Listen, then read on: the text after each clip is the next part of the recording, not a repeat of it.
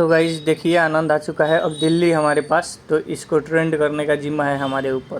पहलवान जी को अब बल के साथ साथ बुद्धि भी प्रदान करना है, तो इसी सिलसिले में आज इनको लैपटॉप पकड़वाए हैं और बैठे हैं लैपटॉप पे।